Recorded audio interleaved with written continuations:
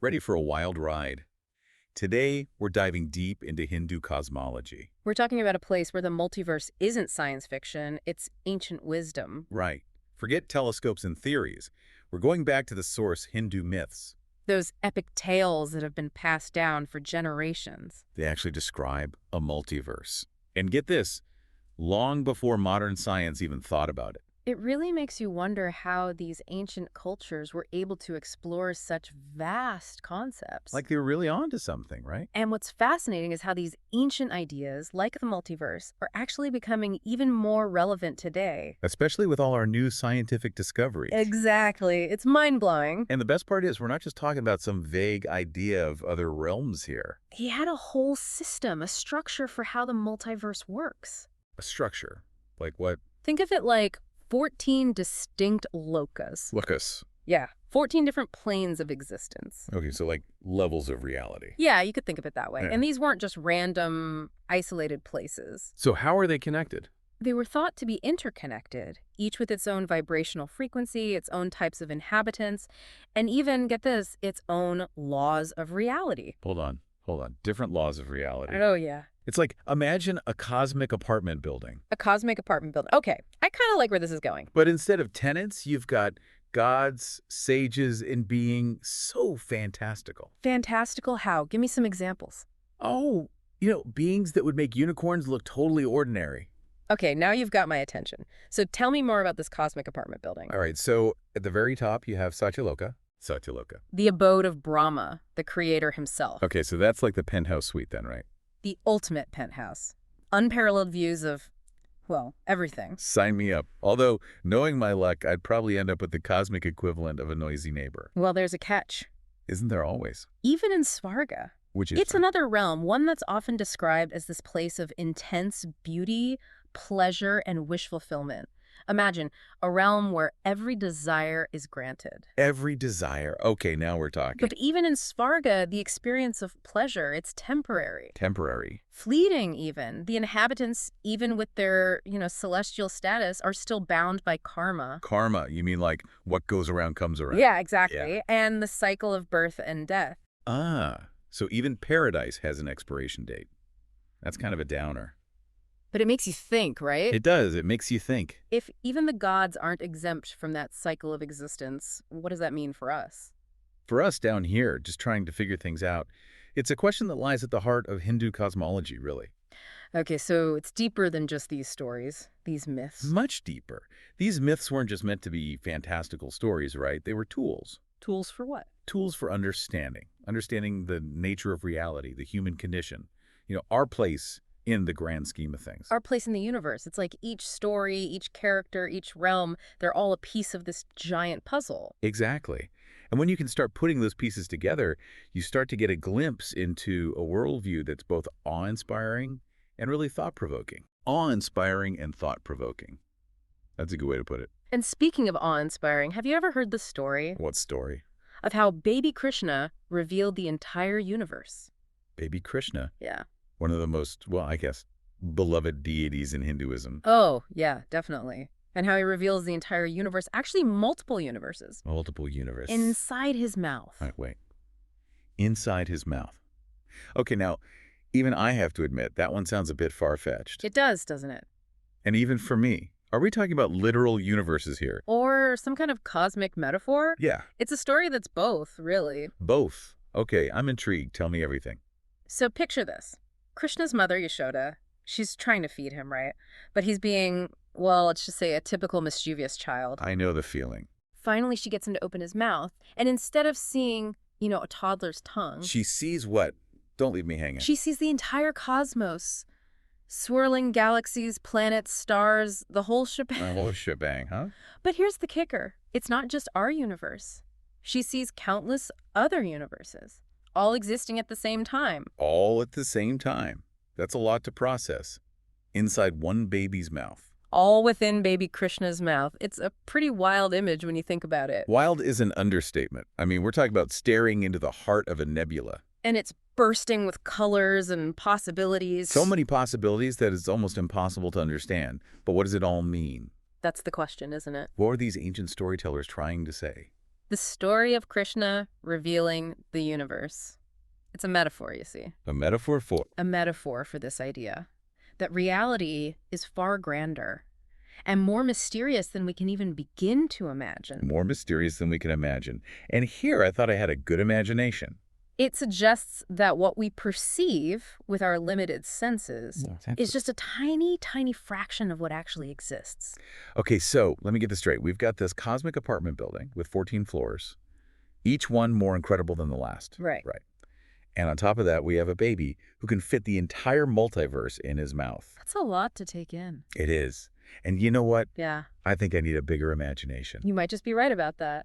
And we're just getting started. We are. There's more. Because next, we're going to delve into the fascinating world of avatars. Avatars, like those divine beings. The very same. The ones who take on different forms to, restore balance in the cosmos. So they're like cosmic superheroes. You could say that. Think of it like a cosmic game of dress-up. The cosmic game of dress-up. Okay, that's one way to put it. But with incredibly high stakes. We're talking about the fate of the universe here. Oh, I do love a good costume change. Yeah. Especially when it involves saving the universe. But before we get there, I have a question about these avatars. Go ahead. Shoot. What's on your mind? So before we wandered off on that other tangent, we were about to really dive into the fascinating world of avatars. Oh, yeah, the avatars. And honestly, this is one of those concepts that always kind of sends shivers down my spine. Yeah, it's a big concept. Because it's like, imagine the universe is a stage, and then these divine beings are like putting on this cosmic play, with every appearance. Yeah. It is a fantastic analogy. Yeah. And it is. It really is one of those things that when you think about it, it does send shivers down your spine when you consider, the implications of it all. Totally. And, in Hinduism, you'll hear this word lila. Leela. Which essentially, when you try to translate it, it means, divine play. Divine play. Yeah. And so it suggests that the whole of creation, the whole thing. The whole universe, ever. Including the appearance of avatars. Yeah. Is part of this, grand cosmic drama. So it's not just special effects right. and dramatic entrances. You know what I mean? They're not just showing up for the applause. Exactly. There's a deeper meaning. A much deeper meaning. Behind these avatars. Absolutely. Okay, so what is it? Why are they here? What's the purpose? So each avatar serves a specific purpose. Okay. And they often will appear at a time of, great imbalance in the universe. Imbalance. Yeah, or when, the forces of chaos are threatening to just overwhelm everything. Overwhelm the cosmos. Yeah, and they incarnate to uphold dharma. Dharma. Which can be understood as, cosmic order, righteousness. Righteousness. The path of virtue. Okay. Lots of different ways to think about it. So they're almost like the universe has this immune system. Okay. And these avatars are like the antibodies. Okay, I like. That are fighting off whatever's, threatening the balance. Yeah, that's a really good way to put it. And I'm guessing that each avatar has their own, yeah. their own unique style. Absolutely. Their own way of tackling these cosmic threats. 100%. Okay. Yeah, so, take Vishnu, for example. Vishnu, okay. One of the principal deities in Hinduism. Okay. And he is often depicted as having 10 primary avatars. That's 10. 10, yeah. And they each have their own distinct, personality, powers, and then, of course, their own stories. So it's kind of like, how there's always that one friend in your group. Yeah. Who just knows how to handle every situation. Right. Vishnu's like, hold my cosmic beverage. Yeah, I got an avatar for that. I've got an avatar for that, exactly. So, it's a good one. So give me some examples. Okay, so you have Parashurama. Parashurama, okay. The fierce warrior rids the earth of corrupt kings. Nice. All right, so we got the warrior. What else? You got Rama. Rama. The epitome of virtue and heroism. Virtue and heroism. Who battles the demon king Ravana. Okay. To rescue his beloved Sita. High stakes. High stakes, big time. And then, of course, there's Krishna. Krishna, yeah. The divine strategist. Okay. And Charioteer. Charioteer. Who guides Arjuna on the battlefield. Okay. In the Bhagavad Gita. The Bhagavad Gita, one of the most important scriptures. Yeah, exactly. Yeah, Hinduism. So it's like each avatar is kind of like a response. Yeah, it's like a specific response. So a specific challenge. Yeah. Specific need within the universe. That's really interesting. And these stories, these myths about their exploits, it's not just entertainment, right? Yeah, no. They're trying to teach us something. Oh, yeah, for sure. You're exactly right. You're hitting the nail on the head here. What are they trying to tell us? The stories of the avatars, they're like cosmic parables. Cosmic parables, okay. And they're offering us guidance Guidance on what? on how to navigate the complexities of life, Okay. how to confront our own inner demons, That's a good one. and ultimately how to live a more dharmic life. How to live a more dharmic life. Yeah. Okay, that's interesting. Yeah. It's so fascinating how these ancient stories, still resonate with us today. I know, it's amazing. Even if we don't always, see the deeper meaning, right? Right. Right. Sometimes you just enjoy the story. Right, you just enjoy the ride. But then sometimes, something clicks. Totally. And you're like, oh, wait a minute. There's something deeper here. There's something deeper going on here. Yeah. And that's really, really cool. Mm. But here's what I'm curious about. Yeah. How does this all tie back to the idea of the multiverse? Okay. Because we've got these avatars, right? These divine beings manifesting in all these different forms throughout time. But are they hopping between universes too? That's where things get really, really interesting. Okay, lay it on me. All right. So in Hindu cosmology, course. time isn't linear.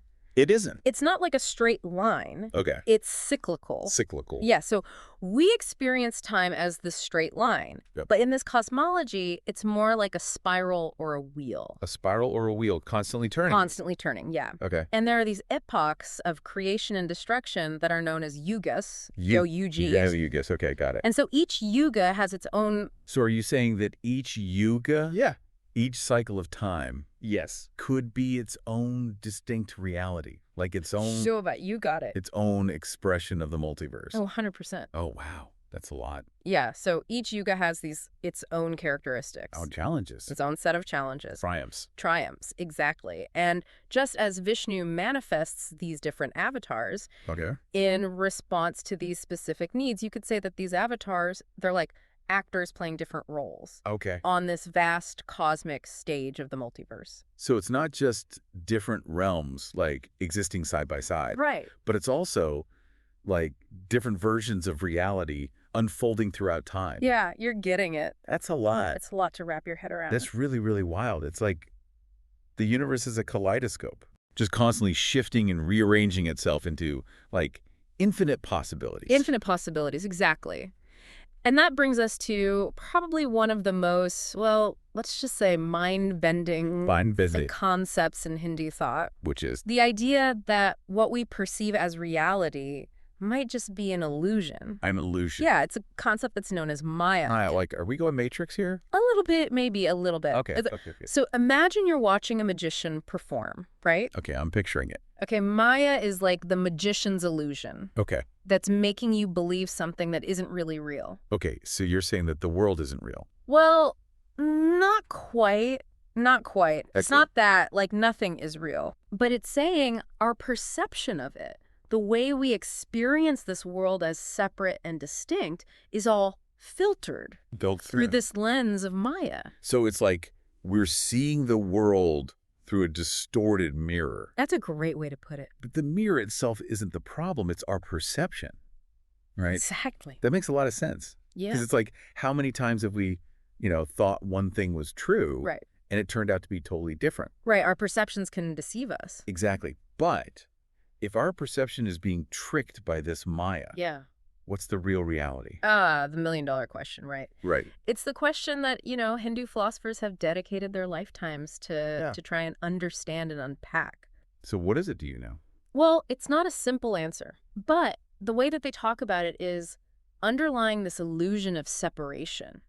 There's this belief in a fundamental oneness. Oneness. Yeah, an ultimate reality that, like, permeates everything. So we're all connected. Yeah. Trees sharing the same roots, 100%. but we just don't see it. We don't see it. Because we're so caught up We're blind in this and... illusion of separation. Yes, exactly. Exactly. And that's where these schools of thought, like Advaita Vedanta, come in. Advaita Vedanta. Advaita literally means non-dual. Non-dual. And it really emphasizes the oneness of all of existence. Okay. Suggesting that, you know what, we're not separate selves. Or not. No, but we are expressions of the single universal consciousness. Of the single universal consciousness. Okay, so not separate, Not separate. but all connected. All connected. Yeah, and this is often referred to as Brahman. Brahman. B-R-A-H-M-A-N. Brahman, okay. Yeah. I mean, my brain is officially starting to hurt, but in a good way. There's a lot to process, I know. It is a lot to process, but it's good. It's good.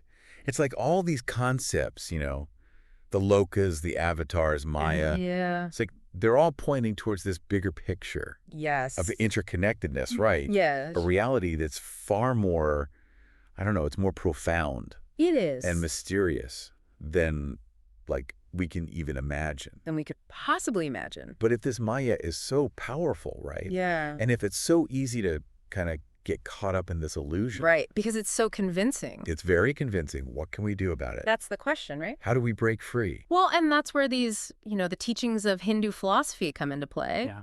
Practices like yoga and meditation. Yoga, meditation. Studying ancient scriptures like the Upanishads. The Upanishads. They're all tools to help us The tools. quiet the mind, see through the illusion, reconnect with that underlying unity. So it's like we've been handed this, like, incredible map to the cosmos. Okay. But it's written in a language that, we're just starting to understand. It's We're just very- starting to kind of decipher it all. It takes time. It takes practice. It takes patience. So much to learn, so much to explore. And the more we learn, the more we realize how much there still is to discover. It's kind of an amazing feeling It is. to realize how little we know It is. in a good way. Yeah, it's humbling. It's humbling. But speaking of discoveries, have you ever heard of Brahma's dream? Brahma's dream. Oh, yeah. What is that? Okay, so Brahma's dream, you mentioned it right before the break, and now I really want to know more. Brahma's dream. Because it's like we've explored this cosmic apartment building. Yeah. We met the ultimate multitasker, Who's that? baby Krishna. Oh, yeah. I'm looking at you. Of course. And, we even questioned the nature of reality itself. We're going deep. We went really deep today. Deep dive. So what other, mind-bending wonders await?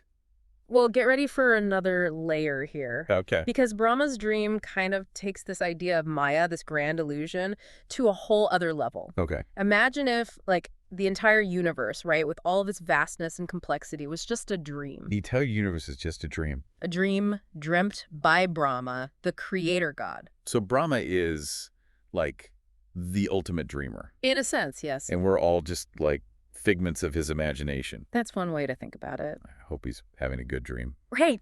But no, seriously, what are the implications of this? Okay. Because is it saying that nothing we do really matters? Okay, so that's a great question. Because it's all just a dream, right? It's a question that's puzzled philosophers, I bet. for centuries. Yeah. But the thing about Brahma's dream is it's not about,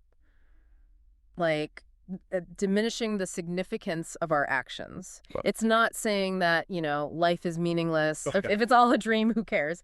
It's not saying that. Okay, good. Instead, it's about encouraging a shift in perspective. A shift in perspective. It's asking us to consider, what if all of our experiences, right? Okay. Our joys and sorrows, our triumphs and failures are all part of something much, much grander. Something bigger than ourselves. Way bigger, like this cosmic dream that's unfolding, Fine. according to this divine script that, we may not fully comprehend, Yeah.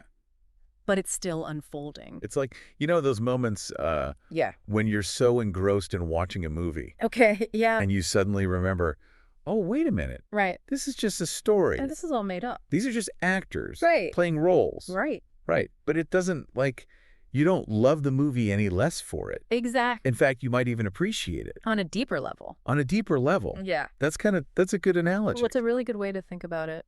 Yeah, it really is. So Brahma's dream Yeah. doesn't negate any of the beauty It doesn't. or the wonder of this world, right? It doesn't. But it's just asking us to expand our definition of what's real. That's it. That's a great way to put it. And that's a good note to end on. That is. As we wrap up our deep dive into Hindu cosmology, Absolutely. it's really amazing to think about, these ancient myths, Thousands of years old. thousands of years old, and these stories that have been passed down Yeah. generation after generation after generation, I know. that they're still grappling with these big questions. They're timeless. They are timeless, Yeah. about the nature of reality, about consciousness, about our place in the universe. It's humbling It is when humbling. you think about, where we come from and what we're trying to understand here, And how much we still don't know. and how much we still don't know. That's part of the fun of it all. It is. It's like we've been on this incredible journey. We have. We've explored these vast realms of Hindu cosmology. All the different layers. We met these fascinating characters. We contemplated these, like, truly mind-bending concepts. That's what we do here. And it all started, we started with these 14 lokas. 14 levels of existence. Right. Then we encountered avatars, these cosmic superheroes. Trying to save the day. Saving the day. And then we ended up, here we are, pondering the nature of reality itself through the lens of Brahma's dream. It's been quite a ride. It really has. Okay. And it's amazing to me how much, depth and richness there is to these ancient traditions. Oh, absolutely. There's always more to learn. Always more to learn, and that's what's so exciting about it, because with each new discovery, with each new perspective, we kind of inch closer And get closer to understanding this vast mystery of existence. of why we're here. Exactly. And that's what it's all about. This has been The Deep Dive, It has. and we'll catch you in the next episode.